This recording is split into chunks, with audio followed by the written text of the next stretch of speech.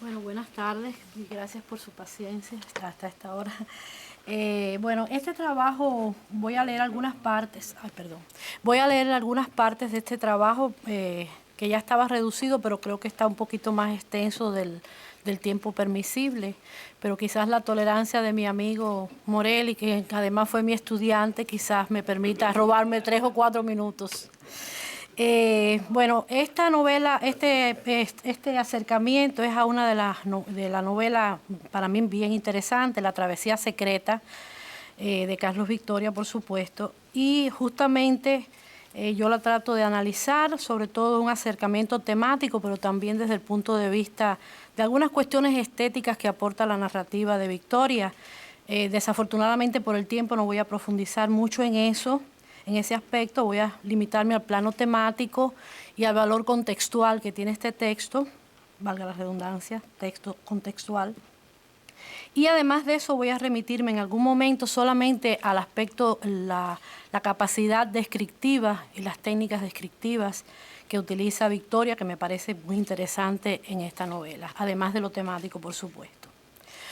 Carlos Victoria se sitúa con esta novela, La Travesía Secreta, publicada en el año 1994, junto a los narradores más significativos de la literatura cubana surgida después de la época revolucionaria y que refleja la problemática de la generación de los nacidos entre 1940 y 1950, generación en la que se incluye el propio autor y los aquí presentes. Y los aquí presentes todos camagüeyanos, por cierto, además del organizador. Ajá. Y que representa cambios sociales y dramáticos surgidos por la ideología generada por la Revolución Cubana a partir de la toma del poder de ese proceso en el año 1959. A este respecto afirma Reinaldo García Ramos, cito: en La Travesía Secreta, cuya acción se inicia en la segunda mitad de los años 60 y concluye en 1970, se resumen y reviven las aspiraciones y virtudes de esa generación y también sus debilidades, insuficiencias y sus grandes conflictos. Termina la cita. En esta especie de testimonio, autobiografía, se representa a través de personajes que en gran medida tienen una relación muy estrecha con las propias experiencias del autor, elementos testimoniales que aportan su personaje protagónico muy cercano también a las propias características del autor, Marcos Manuel Velasco, cuyo joven provinciano camagüeyano, como el propio autor, se encuentra inmerso en un nudo de contradicciones existenciales reforzadas por las que ya de por sí se producen dentro de la sociedad cubana de los 60 y que lleva a muchos jóvenes de entonces a un desajuste e inconformidad total con el proceso político totalitarista en el país, en que en muchos casos los conduciría a la disidencia política y en una gran mayoría a escapar de Cuba de cualquier forma o vía desesperada, como fue el histórico proceso de la salida por el puerto del Mariel en 1980, vía por la que saldría el propio Carlos Victoria. Como se sabe, algunos estudiosos denominan a esos representantes de esta diáspora del Mariel como generación o grupo de Mariel, sobre todo teniendo en cuenta al grupo de intelectuales que nutrieron esta salida masiva de Cuba, aunque no solo se circunscriba a estos. El poeta y ensayista Jesús Barquet, miembro de este grupo, ha dicho al respecto, cito: sin tener que volver al problema todavía insoluble de las clasificaciones generacionales, se puede afirmar que el común denominador entre muchos marielitos y los desertores individuales es también el factor histórico de la larga experiencia personal del castrismo, con el efecto consecuente de la búsqueda de la libertad en el exilio. Termina la cita. En La Travesía Secreta, Carlos Victoria ha sabido representar a través del protagonista Marcos, las inquietudes de esos jóvenes de los 60, sobre todo aquellos que representan al grupo de intelectuales que luego serían convertidos en los llamados escritores de la generación del Mariel. Así en su trabajo Fragmentos del Mariel recuerda el propio Victoria en esa época de su vida, cito: yo vivía, y lo recuerdo ahora, como si la vida no valiera nada. Me habían dicho durante tanto tiempo que yo no valía nada, que al negar aquello que llamaban la patria o el socialismo o la revolución o cualquiera de esos nombres, yo negaba mi propia condición humana, mi dignidad, mi talento creador. Fin de la cita. Estructurada en 2 partes de 27 capítulos, la novela, a pesar de tener una extensión de 368 páginas, nos mantiene interesados a lo largo de su desarrollo. Si bien es cierto que este interés cobra mayor fuerza a partir del capítulo 3, donde la construcción del personaje, su desarrollo de él y los que están alrededor suyo, que son muy importantes para reforzar toda la presentación del conflicto, se hace más agudo a partir del capítulo 3. Al principio está marcada la novela, yo lo señalo aquí, está muy cerrada a un realismo más tradicional en cuanto a la forma, y luego empieza a hacer búsquedas experimentales que se expresan sobre todo en el resto de los capítulos en que está estructurada la novela. Y eso es lo que hago, refuerzo fundamentalmente, no voy a detenerme en esa parte. Sin embargo, Victoria salva esos primeros momentos débiles de su novela, porque sin perder el dominio del lenguaje, lo hace más flexible, busca alternativas del mismo en función de proyectar en forma más convincente los conflictos de su personaje y la realidad en que esto se inserta. De esta manera, esa novela o su novela sale favorecida por la credibilidad en la caracterización de los personajes, la autenticidad de los diálogos, la riqueza testimonial de los contextos y el dominio de las técnicas narrativas, de manera particular la descripción. Dentro de esos elementos, sobre todo, utiliza una riqueza cromática que hace mucho más interesante la forma en que Victoria trata de mostrar el caos en que él y los representantes de su generación se encontraban inmersos. Y eso lo hace a través de una combinación muy inteligente de descripciones impresionistas, imágenes cubistas y muchas alusiones de carácter surrealista que refuerzan esa atmósfera enajenante del protagonista, en que el protagonista se ve involucrado. Y para eso traigo un pequeño ejemplo. Cito: las hojas de revista cubrían el piso. A su vez, despojos de cabellos tapaban la parte de las fotos. Allí estaban la nariz de Libertad Lamarque, el mentón de un comandante desaparecido, las ancas poderosas de un león en su jaula, en blanco y negro sobre las losetas de amarillo chillón. En ese momento la navaja resbaló por el cuello de Marcos, saliendo de la espuma con un color rosado. Fin de la cita. Por su parte, también merecen especial atención los elementos de contraste que se establecen en la novela respecto al espacio, delimitado fundamentalmente a la ciudad de origen del protagonista, que es en el fondo un poco Carlos Victoria, entre su permanencia en la ciudad de origen, Camagüey, y sus ilusiones y expectativas al moverse a La Habana para ir a estudiar a la universidad y buscando también espacios de realización intelectual como joven con inquietudes. Aunque 3 de los capítulos se desarrollan en Santiago de Cuba, cuando se produce el intento fallido de Marcos para huir de la isla, junto a Eulogio y Elías, personajes puntuales dentro de la novela y que lo marcan en su proceso de cambio, la capital del país y la provincia de origen de Marcos son los ejes espaciales de su universo afectivo y de sus experiencias contextuales. Así, en el segundo capítulo sintetiza el narrador las características de Camagüey. Aunque es la voz del narrador en tercera persona, se hace notar que constituye en realidad la perspectiva crítica del protagonista frente a su ciudad. Y es muy interesante, y los compañeros, los colegas aquí enfatizaban eso, cómo hay una recurrencia en una gran zona de la escritura de Victoria en esa fidelidad, ¿no?, a la tierra camagüeyana, que se hace perceptible en varias de sus historias. O sea, hay una recurrencia siempre al espacio de la memoria afectiva relacionada con su espacio de origen, ¿no? Y cito: las calles zigzagueaban entre fachadas hoscas y apuntaladas. Camagüey era un pueblo laberíntico. La leyenda contaba que sus fundadores la habían trazado siguiendo la febril trayectoria de un tropel de caballos desbocados. Daba igual.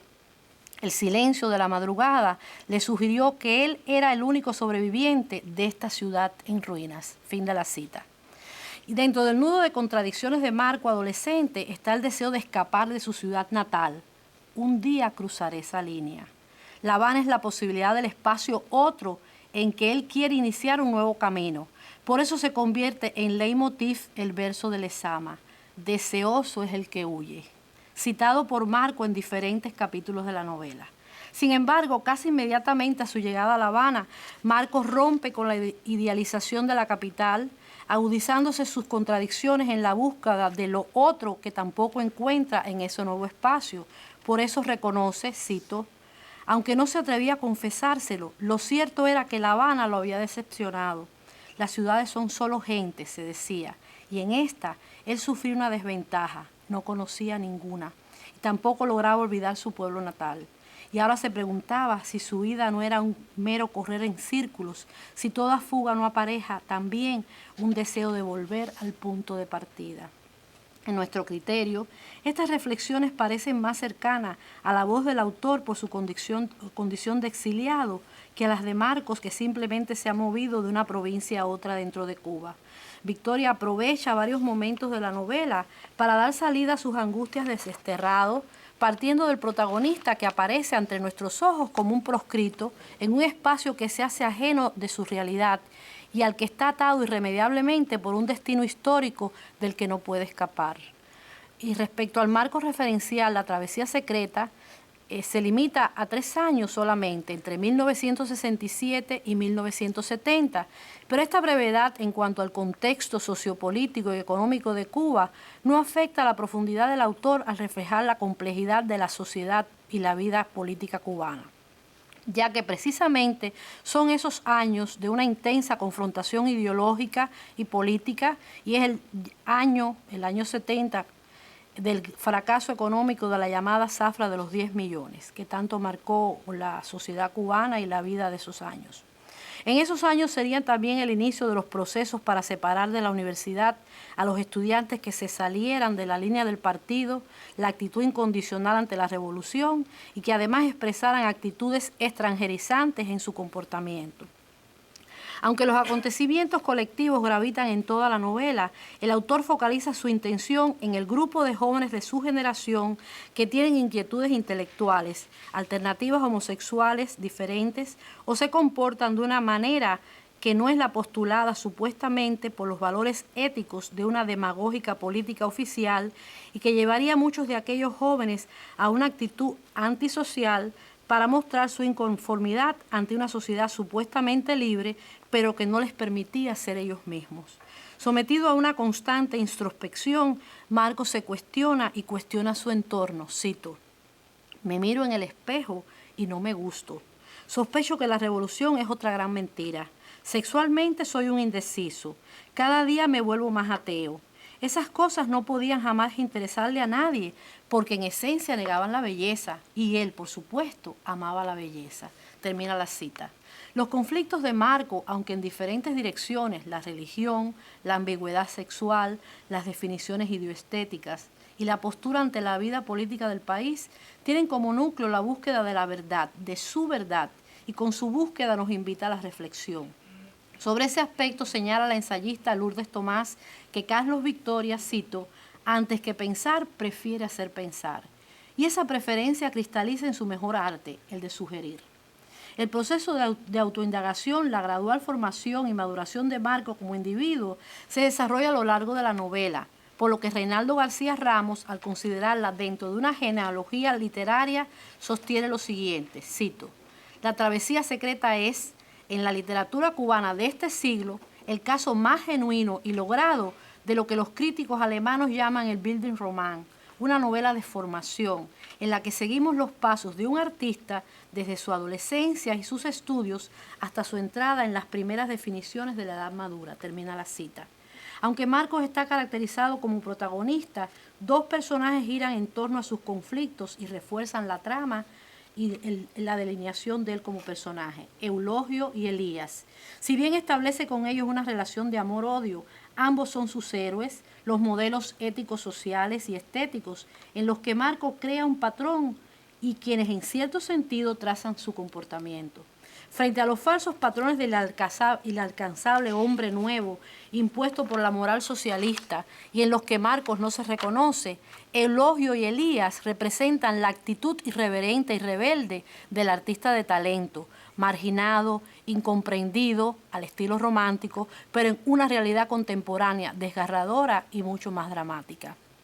Ese desarrollo de la amistad de Marcos con un grupo de jóvenes en el torno al montaje de la gaviota, simbólicamente, por Eulogio y Elías, será otro de los puntos fundamentales en que se apoya temáticamente la novela de Victoria.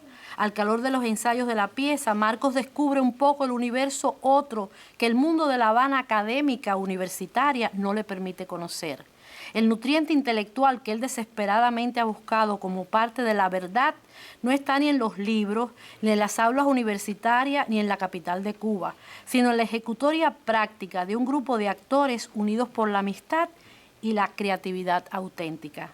Ese grupo de amigos, llenos como él de contradicciones, conflictos existenciales, serán parte de la verdad tan buscada por Marcos, sobre todo en el caso de Eulogio, el personaje más desgarrado y trágico de la novela.